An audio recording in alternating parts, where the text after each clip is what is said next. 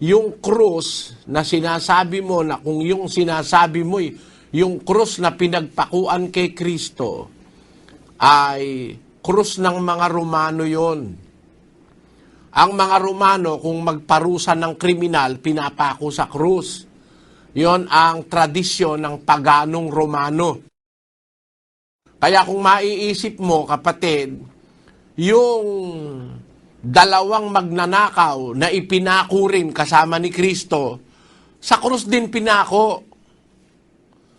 At lahat ng iba pang mga pinaparusahan ng kamatayan sa Imperyo Romano nung araw ay ipinapako sa krus. Yun ang dapat mong maintindihan.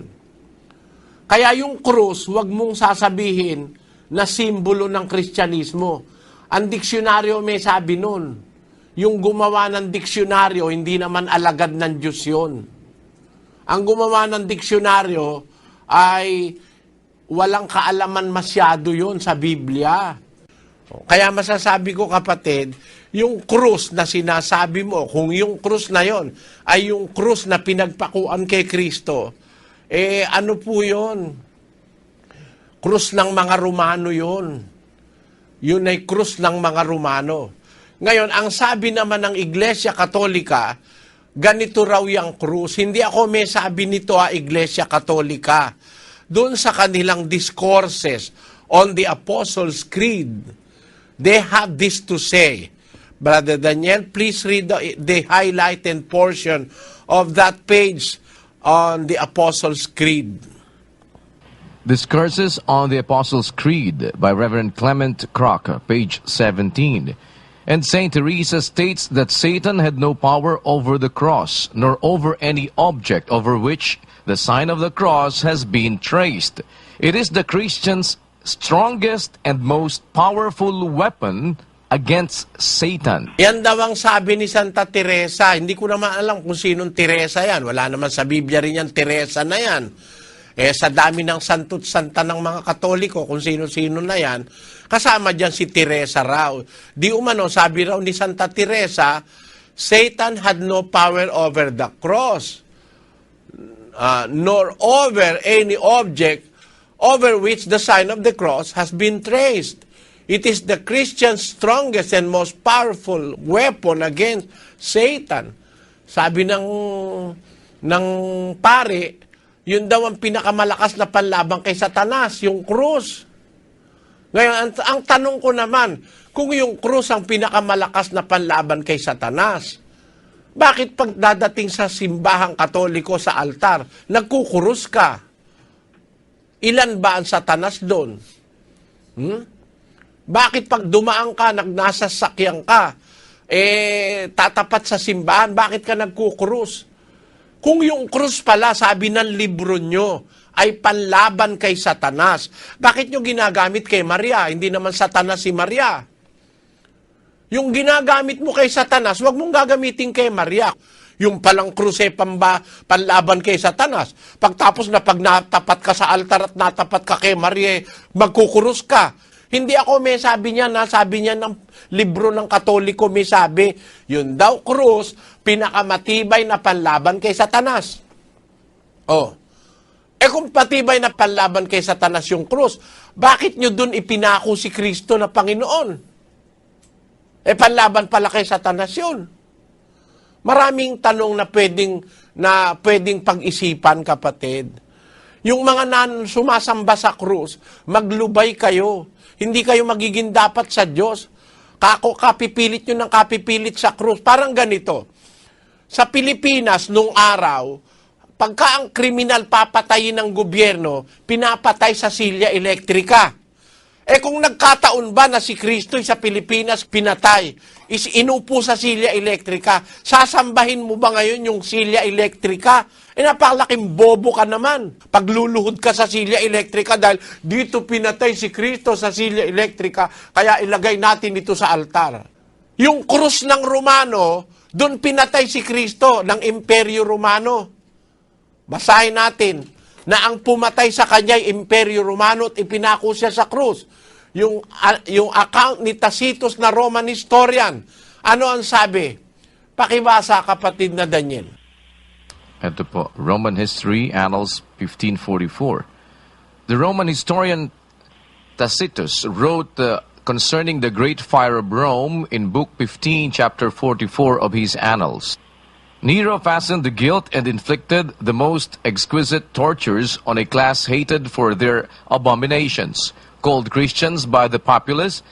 Christus, from whom the name had its origin, suffered the extreme penalty during the reign of Tiberius at the hands of one of our procurators, Pontius Pilatus. Sinasabi niyang istorya ng Romano na si Nero ang naglagay ng matinding paninisi sa grupong Kristiyano nung kanyang reign as the Roman emperor. He fastened the guilt and inflicted the most exquisite tortures on a class hated for their abominations, called Christians. Ang pinagsisisi ni Nero, sinisi niya sa kanyang mga kapalpakan sa paggugobyerno ng Roman Empire ay ang mga Kristiyano. Ipinasunog niya ang Roma, tapos siya nagpasunog, ibinintang sa Kristiyano. Itong mga Kristiyano, ang kanila ikang leader ay si Kristo, na pinatay sa reign ni Tiberius Caesar, sa paghahari ni Tiberius Caesar, sa pamamagitan ng isa sa ating mga prokurador, si Pontius Pilatus. O ano ba ginawa ni Pontius Pilato kay Kristo? Basahin natin kung ano ang sabi ng Biblia na ginawa ni Pontius Pilato kay Kristo. Sa isang talata, ganito ang ating mababasa. Pakilagay sa screen, kapatid na Luz. Opo, ito pong nasa 19:15 muna. Sila nga'y nagsigawan. Alisin siya, ipako siya sa krus. Sinabi sa kanila ni Pilato, ipapako ko baga sa krus ang inyong hari? Nagsisagot ang mga pangulong saserdote, wala kaming hari kundi si Cesar. Nang magkagayon nga'y ibinigay siya sa kanila upang maipako sa krus. Ayon, ipinapako sa krus ni Pilato ang Panginoong Hesukristo. Aling krus ang pinagpakuan? Yung krus ng Romano. Kaya hindi natin dapat sabihin na yung krus tanda ng Kristiyano.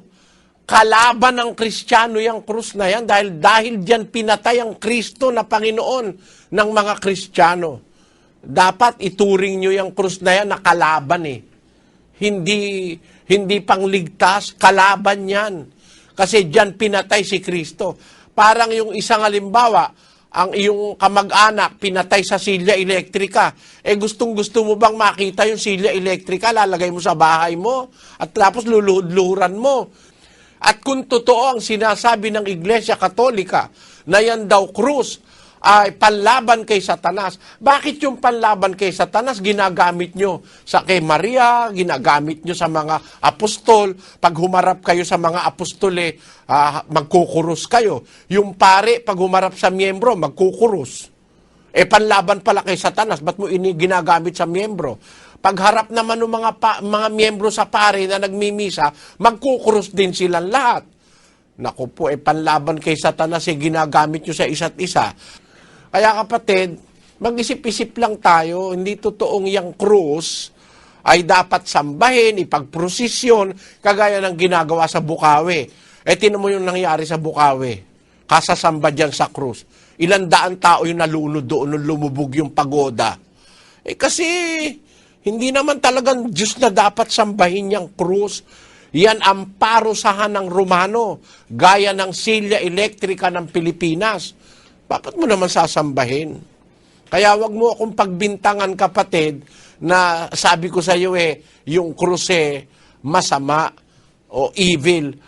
Ang sinasabi ko, yung paniniwalang Katoliko, kung yung krus ay banal, panlaban kay Satanas, bakit nyo ginagamit sa mga apostol at saka kay Maria, nagkukurus kayo pagharap ninyo?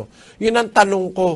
Wala naman akong kinatha sa sarili ko Binasa ko lang sa istorya ng Romano, binasa ko sa libro ng Katoliko, tapos binasa ko sa Biblia ang mga corresponding na mga kaalaman tungkol dyan. Sana naunawaan mo.